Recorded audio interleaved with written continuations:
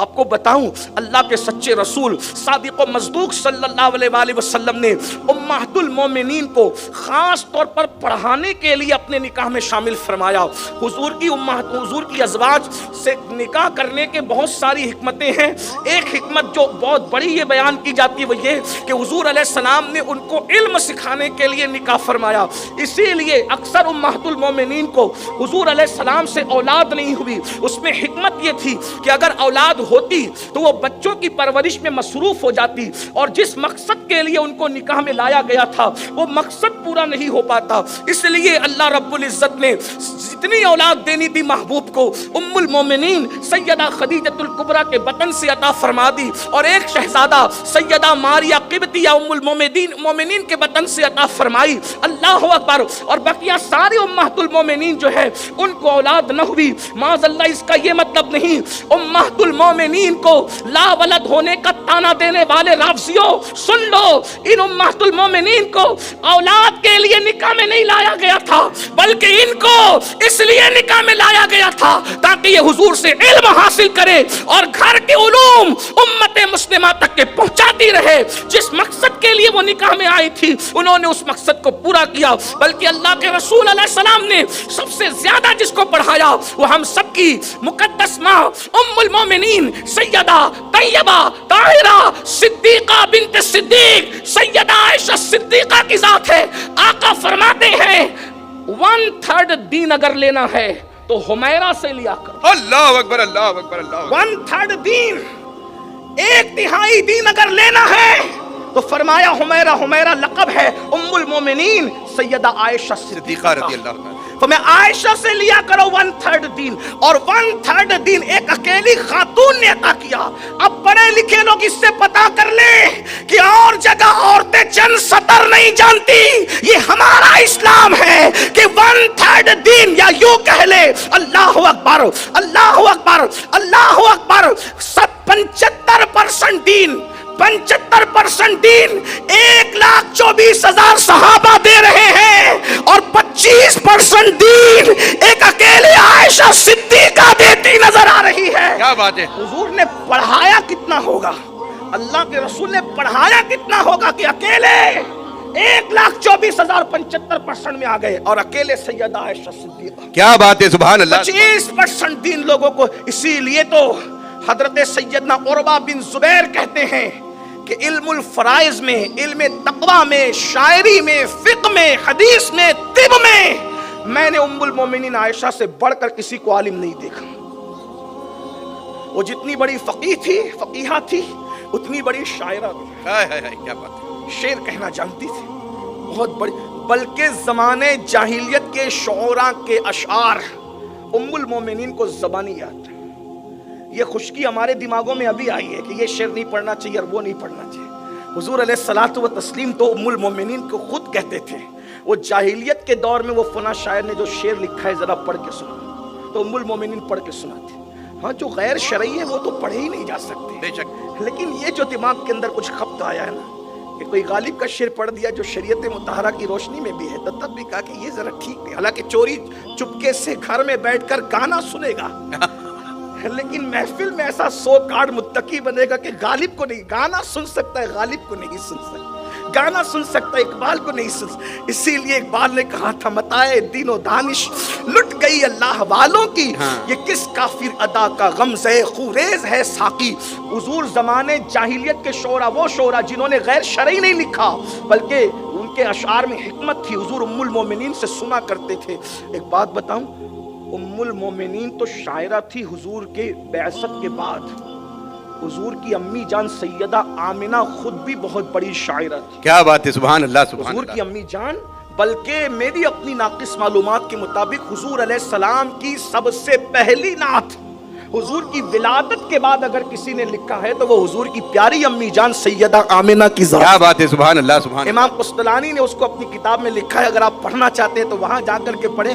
میں نے کئی جگہ اس کا مفہوم پڑھا ہے, یہاں بھی آپ کو بتاؤں.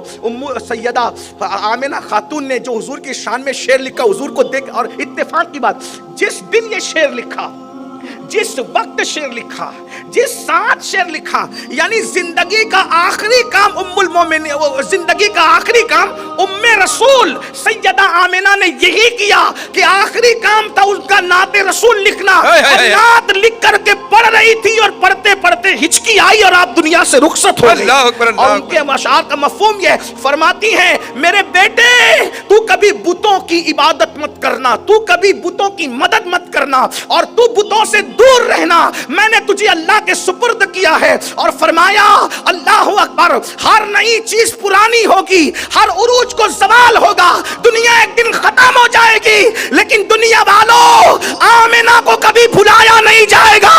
आमिना का जिक्र हमेशा होता रहेगा, क्योंकि मैंने ऐसे 14वीं रात के चांद जैसे बेटे को जन्म दिया है कि मेरे बेटे की वजह से दुनिया मेरा जिक्र करती रहेगी। क्या बात है, सुभान अल्लाह, सुभान अल्लाह, सुभान की अम्मी जान सिर्फ नात नहीं लिख रही है, बल्कि हुजूर की नात में पेशिन गोई भी कर रही। मुझे नहीं पता ये तुम्हारा गांव क्या नाम है इसका, निम्बाड़ा था कि नहीं था उस वक्त, लेकिन निम्बाड़ा में आज जिक्र आमिना जरूर हो रहा है। ऐ रसूलुल्लाह की प्यारी अम्मी जान, हमारी मखदूमा, तुम पर हमारे माँ बाप, हमारी जान, हमारी औलाद कुर्बान। तुम जैसी माँ कौन हो सकती है? किसी का बेटा गौस, कुतुब, अब्दाल और वली, नबी, मूसा, ईसा, दाऊद, अय्यूब, आपका शहजादा तो अल्लाह का महबूब है, महबूब। और आप अल्लाह के महबूब, ऐसे महबूब, हर मुहिब आपका महबूब खुदा होता है, हर मुहिब आपका महबूब खुदा हो। तो याद रखिए, हुजूर की अम्मी जान भी शायरा, शेर कह रही, इतनी पढ़ी लिखी है इस एतबार से कि शायरा है, शायद शेर।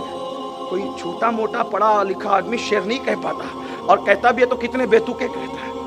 आजकल तो कोई भी शायर बन जाता है, तो कुछ भी कुछ लिखते हैं ना, लेकिन पढ़ा लिखा आदमी लिखता है, उसका अपना एक मेयार होता है। बहरहाल तो उम्मुल मोमिनीन शेर भी लिख। एक मर्तबा उम्मुल मोमिनीन से पूछा, भाई आप इल्मुल अंसाब जान, इल्मुल अंसाब का मतलब क्या है? बहुत मुश्किल है ये इल्म है, इल्मुल अंसाब, यानी किसके खानदान में कितने दादा हैं, कितने परदादा हैं, कितने, ये इल्मुल अंसाब है। कौन किसका बेटा है। कोई अरब में इस इल्म की बड़ी अहमियत थी, अरब में इस इल्म की, और इनके वालिद हज़रत अबू बकर सिद्दीक इस इल्म में बहुत महारत रखते थे। अबू बकर की वजह तस्मिया भी लोग ये बयान करते हैं कि एक अरब में बकर नाम का था, बकर, उसको इल्मुल अंसाब पे बहुत फख्र था। लेकिन एक दिन सिद्दीक अकबर के सामने, चूंकि आपका नाम था अब्दुल्ला, यानी हजरत अब्दुल्ला इब्ने उस्मान के सामने बकर ढीला पड़ गया, उसका इल्मुल अंसाब मान पड़ गया, तो लोगों ने कहा ये तो अब्दुल्ला बकर का भी बाप निकला, यानी ये अबू बकर है। इल्म देख करके कहा ये अबू बकर, कहते हैं ना वो फुला का बाप फुला, तो ऐसे तो कहा ये तो इल्म, हम तो इसको समझते थे बकर को बहुत आता, लेकिन बकर से ज्यादा ये अब्दुल्ला को आता, ये तो बकर का भी बाप है। तो उस दिन से लोगों ने आपको अबू बकर कहना शुरू किया। अबू बकर कहने की वजह आपका नाम अबू बकर नहीं है, आपका नाम अब्दुल्ला है, और आपके अब्बा का नाम अबू कुहाफा नहीं है बल्कि उस्मान है। तो ये भी आपको पता होना चाहिए। बहरहाल कई वजह बयान की गई, लेकिन एक वजह ये भी उसकी बयान करने वालों ने बयान की। तो उम्मुल मोमिनीन इल्म तिब भी जानती, यानी जिसको आप डॉक्टरी का इल्म कहते हैं, उम्मुल मोमिनीन वो भी जानती, बड़ी बड़ी हिकमत जानती थी। किसी ने कहा अम्मी जान आप तो फ़िक़्ह जानती, हुजूर ने पढ़ाया, हदीस जानती है, हुजूर ने पढ़ाया, आप इल्मुल अंसाब जानती, आपके अब्बा ने आपको पढ़ाया होगा, शायरी भी जानती है, आपके अब्बा बहुत बड़े शायर थे, अगरचे हुजूर शेर नहीं कहते थे, वमा अल्लमनाहु शिर वमा यंबगी लह, हुजूर को अल्लाह ने फरमाया कि हमने आपको शेर कहना न सिखाया क्योंकि आपके शाया निशान न था। हुजूर शेर नहीं कहते थे, हुजूर शेर नहीं इसलिए नहीं कहते थे कि शान नबूवत नहीं है। मैंने एक दिन सोचा हुजूर शेर क्यों नहीं कहते। एक मौलवी ने बहुत हंगामा किया था, देखो उनको शेर कहना नहीं आता था। मैं सोचा कि कुरान तो कह रहा है कि आपको शेर कहना नहीं सिखा, तो वो ये कह रहे, वो बदबख्त ये साबित कर रहा था कि हमें शेर कहना आता, हुजूर को नहीं आता, तो इस फन में हम हुजूर से बड़े हो गए ना। पागल, अकल तो देखते रही, वो मर गया, वो वहाँ बिहार का था। तो बहरहाल उसने बड़ी मस्ती की, तो मैंने सोचा कि हुजूर की शान न थी, क्योंकि अरब वाले ये ताना देते थे कि ये कुरान माज़अल्लाह, ये मोहम्मद अरबी माज़अल्लाह ये खुद करते हैं और ये शायरी है, अस्तग़फिरुल्लाह, या तो ये पुराने लोगों के किस्से हैं, इस तरह की बात। अल्लाह ने कहा आप शायर नहीं हो महबूब, ये क्योंकि उस दौर में शायरों की इज्जत नहीं थी। तो मैंने सोचा कि चलें आज तो इज्जत है ना, तो हुजूर ने शेर क्यों नहीं कहा। बहुत सी हिकमतों में से एक हिकमत ये भी, शेर वो कहता है जिसका कोई महबूब होता है।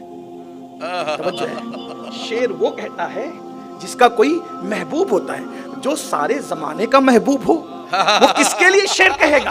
अरे वो मखलूक का भी महबूब है, वो खालिक का भी महबूब है, वो किसके लिए शेर कहेगा? इसलिए कि जिसका महबूब होता है वो जुल्फ बयान करता है, रुख बयान करता है, लेकिन महबूब तुम किसके जुल्फ और रुख? क्योंकि शायर मुतासिर होता है जुल्फ और रुखसार से, तब शेर कहता है, लेकिन प्यारे तेरी जुल्फ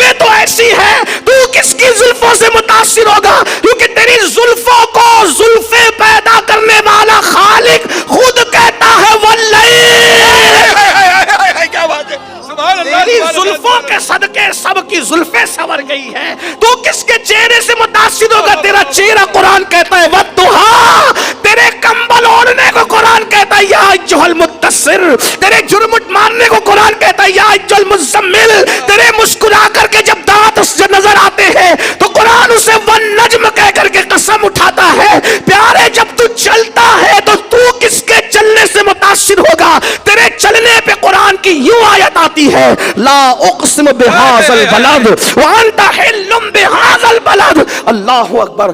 तो फिर मुझे समझ में, बहुत ये हतमी नहीं है लेकिन समझ में आई कि जिसका कोई महबूब होता है और वो मुतासिर होता है जुल्फ से, रुख से, इससे उससे, तो फिर वो गजल लिखता है, कला, महबूब तुम इससे मुतासिर हो। यूसुफ से आप, यूसुफ अलैहिस्सलाम के हुस्न से, यूसुफ तो खुद आपके हुस्न को याद करके आंसू बहा रहे हैं। यूसुफ थे बड़े खूबसूरत अलैहिस्सलाम, बहुत खूबसूरत, कोई इनकार नहीं, हमारी जाने उनके हुस्न पे कुर्बान।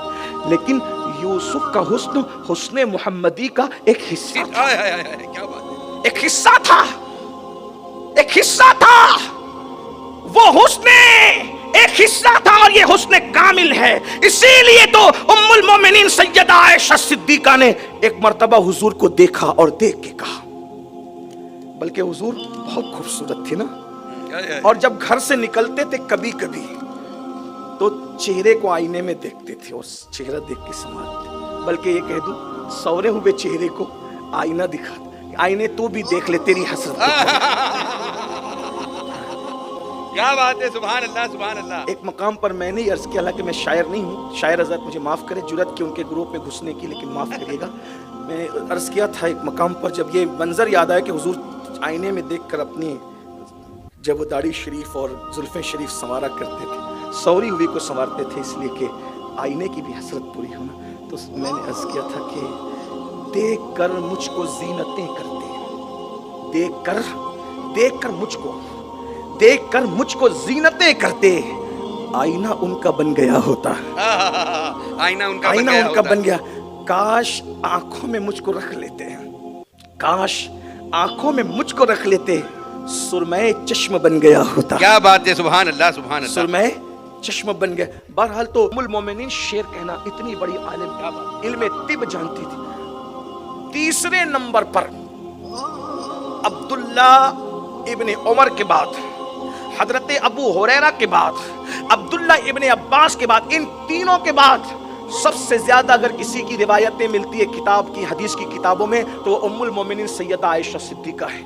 2210 रिवायतें आपने बयान की है और 50 लोगों ने आपसे रिवायत की है। अकाबिर सहाबा जब भी किसी मसले में अटकते तो उम्मुल मोमिनीन का रुख करते हैं। हजरत सैयदना अबू मूसा अशअरी फरमाते हैं, जिस मसले में हम रुक गए, अटक गए, हमने उम्मुल मोमिनीन के घर का रुख किया।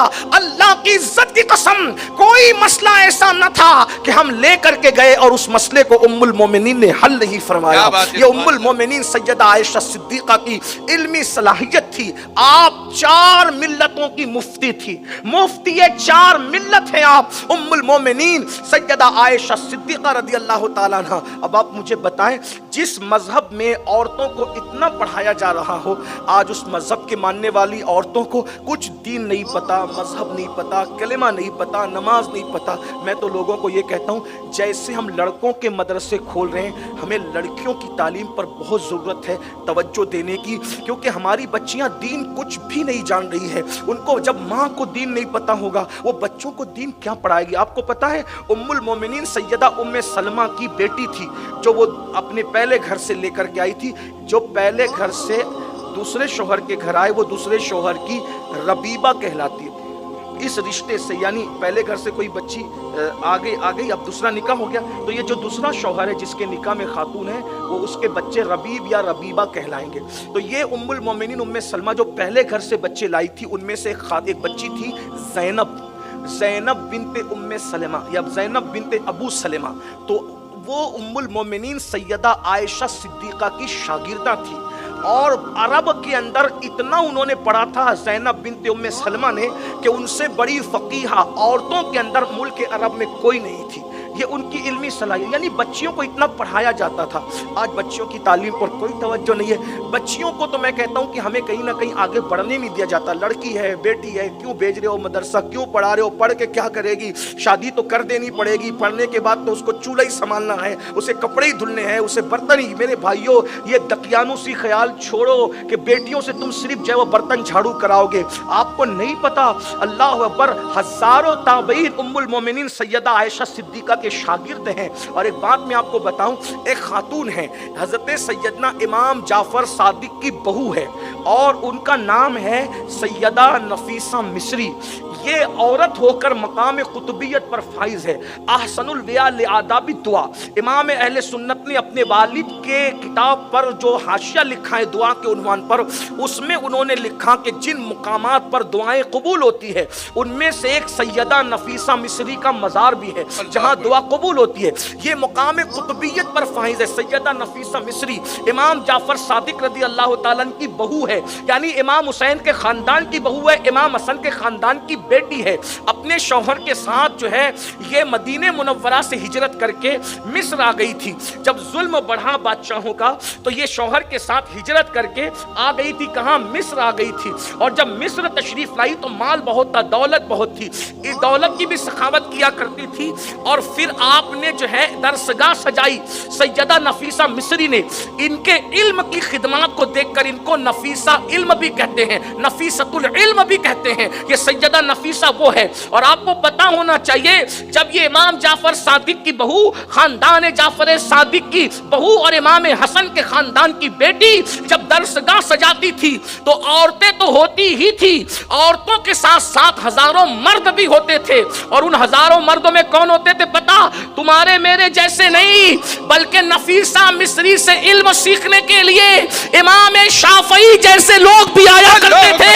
اگر شافعی کو کسی نے شافعی بنایا ہے تو وہ امام جعفر صادق کی بہو سیدہ نفیسہ مصری ہے. کیا بات ہے، سبحان اللہ. اس سے پتا چلا امام اعظم کو امام اعظم جعفر صادق بنا رہے ہیں اور جعفر صادق کی بہو شافعی کو شافعی بنا رہے ہیں. اسی لیے امام شافعی نے انتقال کے وقت یہ وصیت کی تھی، جب میرا انتقال ہو جائے تو میرا جنازہ نفیسہ مصری کی گلی سے لے جانا. ان کی گلی سے جنازہ گزرے گا، اسی کے صدقے اللہ میری مغفرت فرمائے. اللہ اکبر، اللہ اکبر، اللہ. یہ علم تھا اس زمانے کی عورتوں کا. امام مالک کی بیٹیاں بالغ ہونے سے پہلے پوری موطا امام مالک کو انہوں نے حفظ کر لیا تھا، پوری موطا کو.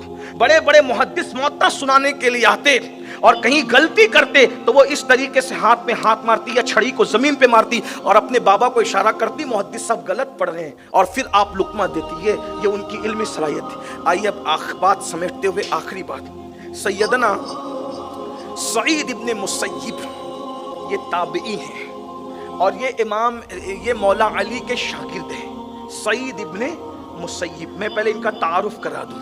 انہوں نے ساری تعلیم، یہ بہت بڑے تابعی ہیں. سعید ابن مسیب یہ مولا علی کے شاگرد، ڈائریکٹ شاگرد ہیں. اور مولا علی کے شاگرد باب مدینۃ العلم کے ڈائریکٹ شاگرد، کتنا پڑھایا ہوگا.